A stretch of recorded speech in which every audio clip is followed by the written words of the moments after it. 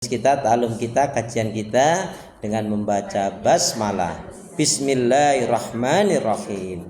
Assalamualaikum warahmatullahi wabarakatuh. Kalau melihat langsung dan dengar langsung dari semangat jawab salamnya, insya Allah ini semua hamba-hamba Allah akan menjadi calon penghuni surga. Amin ya rabbal alamin. Innalhamdalillah nahmaduhu wa nasta'inuhu wa nastaghfiruh wa na'udzu billahi min syururi anfusina wa min sayyiati a'malina may yahdihillahu fala mudilla lahu wa may yudlilhu fala hadiyalah. Walhamdulillahilladzi khalaqal mauta wal hayata liyabluwakum ayyukum ahsanu amala. Yaqulullahu tabaraka wa ta'ala fil Qur'anil Karim, a'udzu billahi minasyaitonir rajim. Ya ayyuhalladzina amanu taqullaha haqqa tuqatih wa la tamutunna illa wa antum muslimun. Wa qala Rasulullah sallallahu alaihi wasallam, min husni islamil mar'i tarkuhu ma la ya'nihi wa qala ihris ala ma yanfa'uka, rawahu Muslim. Syukur alhamdulillah, ibu-ibu saudaraku seiman, hamba Allah yang cinta pada kebaikan dan kebenaran, yang selalu mengharapkan keridhaan Allah. Alhamdulillah, kembali Allah pertemukan kita dalam majelis yang mulia ini, majelis ilmu. Dan kita berharap seperti yang Rasul nyatakan, man salaka tariqan yaltamisu fi ilman sahalallahu bi tariqan ilal jannah. Fima ma'nahu. Barang siapa yang dia melangkahkan kakinya, tentunya mendatangi majelis ilmu dengan ikhlas mengharapkan keridhaan Allah, maka Allah akan mudahkan jalan bagi dirinya untuk menuju surganya Allah. Amin. Jadi syaratnya apa? Kedatangan kita dengan ikhlas mengharapkan keridhaan Allah. Dan sebenarnya itu sudah terlatih, karena di dalam ikrar salat kita kan jelaskan, kul inna sholati wa nusuki wa mahyaya wa mamati lillahi rabbil alamin. Katakanlah, sesungguhnya salatku, ibadahku, hidup dan matiku hanya kuperuntukkan pada Allah Rabb semesta alam. Alhamdulillah, dengan menyebut asma Allah yang Maha Pengasih lagi Maha Penyayang, yang tiada ilah yang berhak diibadahi dengan benar kecuali hanya Allah Subhanahu wa taala. Hanya kepada Allah kita beribadah dan hanya kepada Allah kita mohon pertolongan. Karena itu doa pinta kita, semoga hati, iman, ibadah, akhlak dan ilmu yang Allah berikan kepada kita hendaknya menjadikan kita bisa lebih baik daripada hari-hari sebelumnya, bisa memberikan kebaikan dan manfaat yang banyak pula untuk diri, keluarga, teman, sahabat, saudara, tetangga dan orang lain. Dan tentunya dengan semangat fastabiqul khairat, berlomba-lomba di banyak kebaikan, dan dengan istiqomah yang kita pinta akhir kehidupan kita mati dalam keadaan husnul khatimah. Amin ya rabbal alamin. Kenapa ya? Kenapa ya? Karena seorang muslimah yang baik hatinya, baik imannya, baik ibadahnya, baik akhlaknya dan juga baik ilmunya, insya Allah muslimah yang baik hatinya, imannya, ibadah, akhlak dan ilmunya, insya Allah jiwanya tenang dan tentram walaupun tabungannya banyak. Amin ya rabbal alamin. Jadi kalau mau tabungannya banyak, baikin hati, baikin iman, baikin ibadah, baikin akhlak dan juga baikin ilmu. Alhamdulillahirabbil alamin. Allahumma shalli ala Muhammad, Allahumma shalli ala Muhammad. Salawat dan salam semoga Allah selalu curahkan, limpahkan pada Nabi kita Muhammad sallallahu alaihi wasallam yang telah menyampaikan, mengajarkan istilah Islam dengan sempurna, rahmatan lil alamin. Ibu-ibu sehat semua? Ibadahnya lancar? Ya, tambah sabar, makin bersyukur, makin lembut hatinya, harmonis rumah tangganya, putra putri, anak cucunya makin baik, solihah. Baik ibu, hari ini kita akan kaji, yaitu dari firman Allah Subhanahu wa taala yang terdapat di dalam surat Al-Hadid. Surat Al-Hadid, surat yang ke-57 ayat yang ke-16. A'udzu billahi minasyaitonir rajim. Alam ya'ni lil ladzina amanu an tasha'a qulubuhum li dzikrillah wa ma nazzala minal haqq wa la yakunu kal ladzina utul kitab min qabl fatola alaihimul amadu faqasat qulubuhum wa katsirum minhum fasikun. Surat yang ke-57 ayat yang ke-16. Apakah belum waktunya? Apakah belum saatnya bagi orang-orang yang menyatakan dirinya beriman itu untuk tunduk khusyuk, artinya mengingat Allah. Ibu, janganlah kalian seperti ahlul kitab, orang-orang yang diberi kitab, lamanya waktu dalam penantian kedatangan Nabi yang ditunggu-tunggu, mereka tidak sabar, mereka meninggalkan Alkitab, mereka melakukan keburukan, kemungkaran, maksiat dan dosa yang menjadikan keras hatinya, dan kebanyakan mereka adalah orang-orang yang fasik. Ya, itu arti bebasnya orang yang fasik, artinya orang yang melanggar hukum Allah dengan sengaja. Ibu, jadi ada yang menjelaskan di zikrillah itu sebanyak mungkin menyebut melafaz asma Allah, seperti mengucapkan subhanallah, alhamdulillah, wa la ilaha illallah, Allahu akbar, la haula wa la quwata illa billah, masya Allah. Kemarin kita sudah kaji kalau bicara hakikat zikir apa kemarin? Hakikat zikrullah. Hakikat zikrullah apa kemarin? Hakikat zikrullah lupa. Hakikat zikrullah, kalau zikrullah kan artinya mengingat Allah, mendekatkan diri kepada Allah, namanya takarub ilallah. Hah? Aduh, berarti kesimpulannya tulisannya berbeda.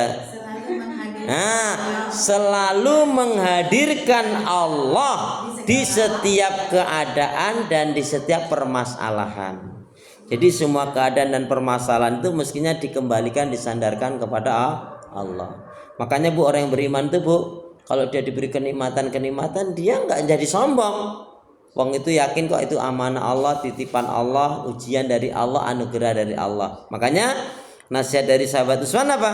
Hendaknya kalian selalu takut dan khawatir jika harta, ilmu, umur, kesehatan, kesempatan, dan kenikmatan-kenikmatan yang Allah berikan kepada kalian tidak diberkahi, tidak diridhai, tidak dirahmati oleh Allah. Kenapa nggak diberkahi, nggak diridhai, nggak dirahmati oleh Allah? Karena nggak bersyukur. Makanya ayatnya kan jelas, a'udzubillahi minasyaitonirrajim, la in syakartum la azidannakum wa la in kafartum inna adzabi lasyadid. Jikalau kalian mensyukuri nikmat-nikmatku, kata Allah, Allah akan tambah berkah karunia-Nya. Kalau kufur, azabku amatlah pedih. Bu, ternyata orang yang baik itu bisa menjadi rusak, menjadi hancur, bisa keseret ke neraka apa? Salah satunya kurang bersyukur. Yang kedua apa? Tidak minta keistiqomahan di atas kebenaran. Makanya kan ada doa ya muqallibal qulub tsabit qalbi ala dinika. Wahai jiwa yang membolak-balikkan hati, tetapkanlah aku di atas petunjuk hidayahmu. Kalau Al-Qur'annya kan Rabbana la tuzigh qulubana ba'da idh hadaitana wa hab lana min ladunka rahmah innaka antal wahhab. Ya Allah, janganlah kau bengkokkan, janganlah kau palingkan ya hatiku setelah petunjuk hidayah kau berikan kepadaku ya pada kesesatan. Itu mintanya selalu, Ibu. Makanya orang-orang yang dilalaikan oleh Allah orang yang tidak mau berdoa. Ya, orang munafik itu nggak akan berdoa dia. Karena kalau dia berdoa minta kekuatan pada Allah, dijauhkan dari keburukan. Maka sering saya ingatkan apa? Pastikan semua kegiatan aktivitas yang kita lakukan niatkan untuk ibadah kepada Allah. Yang kedua apa? Jangan pernah lupa dan melupakan diri untuk senantiasa berdoa meminta kekuatan, rahmat, pertolongan pada Allah. Bu, karena pada hakikatnya tanpa kekuatan, rahmat, pertolongan dari Allah kita nggak bisa berbuat apa-apa. Ya tak? Masya Allah, la khawla wa la quwwata illa billah. Jadi apakah belum waktunya, belum saatnya bagi orang-orang yang menyatakan dirinya beriman itu untuk tunduk khusyuk hatinya mengingat Allah sebanyak mungkin, menyebut Allah. Bahkan dalam ayat yang lain apa? Wadkurullaha katsira. Dalam keadaan berperang jihad banyak-banyak kamu menyebut nama Allah. Di sini apa? Menyandarkan diri, ya menghadirkan Allah di setiap keadaan dan di semua permasalahan. Kemudian Bu, ada juga yang memaknai zikrullah itu artinya iqamati sholat, mendirikan sholat. Kan akimi sholat, dirikanlah sholat, karena sholat itu adalah untuk mengingat Allah.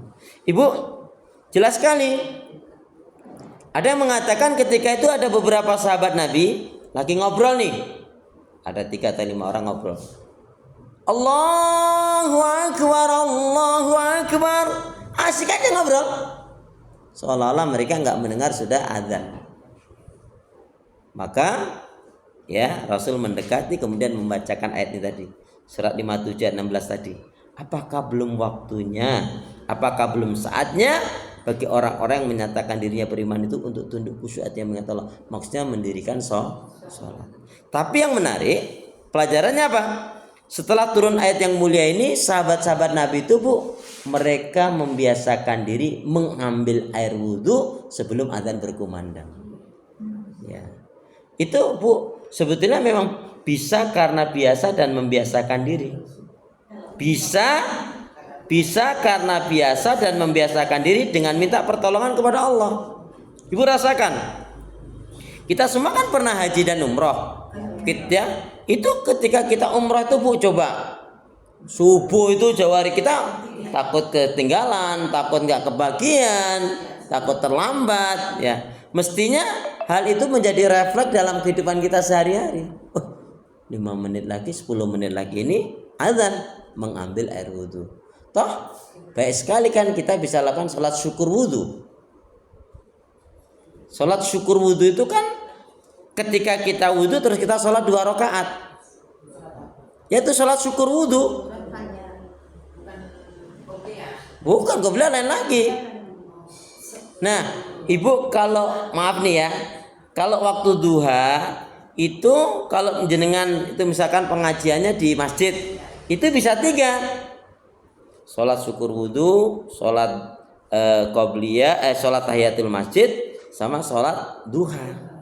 Kalau itu mesti masjid pengajiannya. Tapi kalau kita sudah ambil syukur wudhunya di rumah, berarti tinggal 2. Niat saja.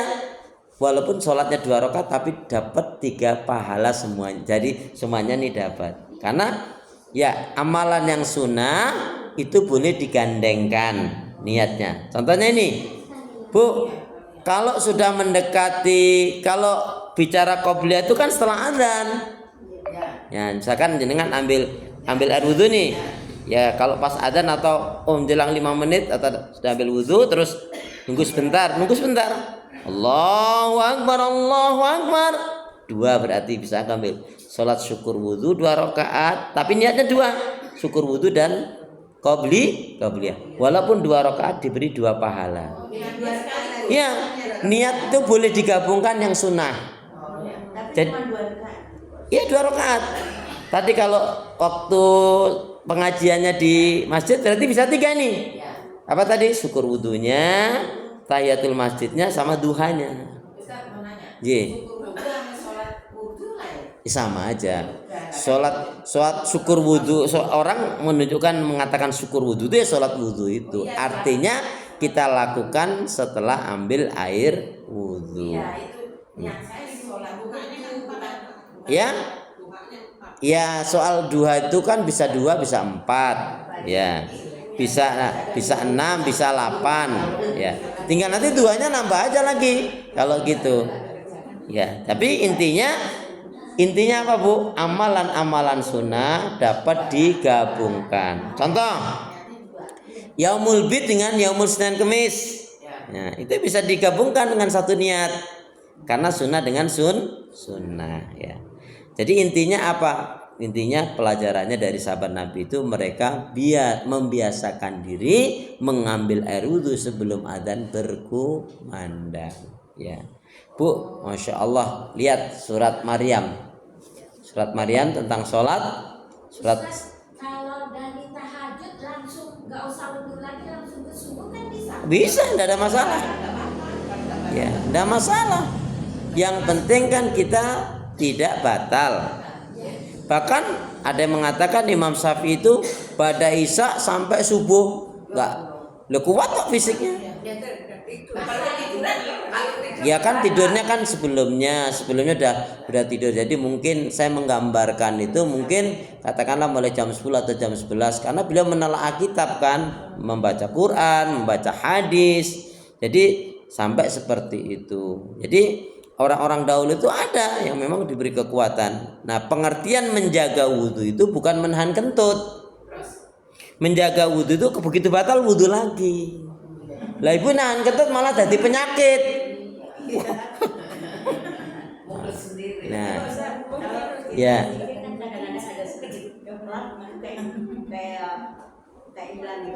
Oh nggak masalah, nggak batal. Yang penting kita yakin kita tidak mengeluarkan bahasa Inggris sama aroma.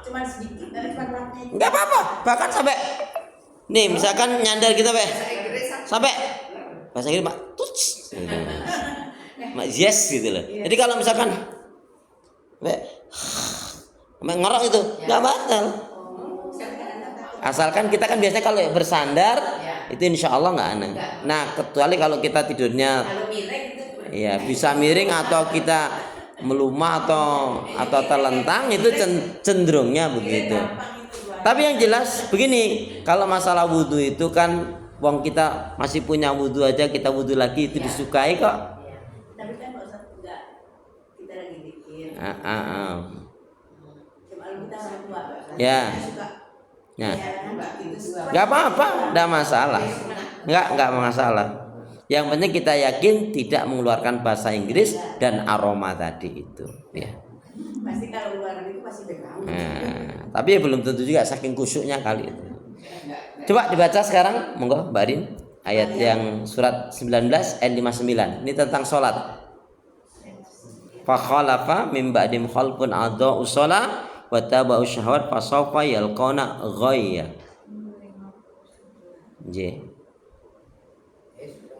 Nah, silakan monggo. Maka datanglah. Kemudian datanglah. Ya, betul. Bismillahirrahmanirrahim. Kemudian datanglah setelah mereka pengganti yang mengabaikan sholat dan mengikuti keinginannya, maka mereka kelak akan tersesat. Ya, maka kemudian datanglah pengganti yang buruk. Buruk itu Bu meliputi ucapannya, akhlaknya, sikapnya. Tapi buruk di sini maka akan datanglah pengganti yang buruk yang mengabaikan sholat. Mengabaikan sholat, nyanyiakan sholat, meninggalkan sholat, nunda-nunda, ngulur-ngulur waktu sholat, mengikuti hawa nafsunya, maka mereka akan yaitu tersesat atau neraka. Ayat yang mulia ini diterangkan oleh Ibnu Abbas. Ibnu Abbas ini sepupunya Rasulullah yang pernah didoakan, ya Allah berikanlah kepahaman dan takwil atau berikanlah pemahaman Al-Quran dan hadis Nabi atau sunnah Rasul, yaitu pada Ibnu Abbas. Maka doa Rasulullah kan dikabulkan. Maka apa kata Ibnu Abbas? Sungguh yang dimaksudkan dengan ayat yang mulia ini adalah barang siapa yang dengan sengaja dia suka menunda-nunda mengakhir-akhirkan sholatnya, maka yaitu sebenarnya orang tersebut telah berbuat maksiat dan dosa kepada Allah. Makanya dalam satu riwayat, apabila ada seorang mukmin dia senang habis melakukan sholat itu senang gembira, ya sedih kalau dia belum melakukan sholat karena mungkin dalam perjalanan atau lagi nggak enak badan atau lagi tertidur. Pokoknya dia kalau sudah melakukan sholat itu senang. Kalau dia belum melakukan sholat dia sedih, itu tandanya ada keimanan dan itu rahmat Allah Subhanahu wa ta'ala. Bu, intinya ketika kita suka melakukan kebaikan-kebaikan senang, itu tandanya rahmat Allah. Sebaliknya kalau ya tergantung. Kalau dalam perjalanan itu kan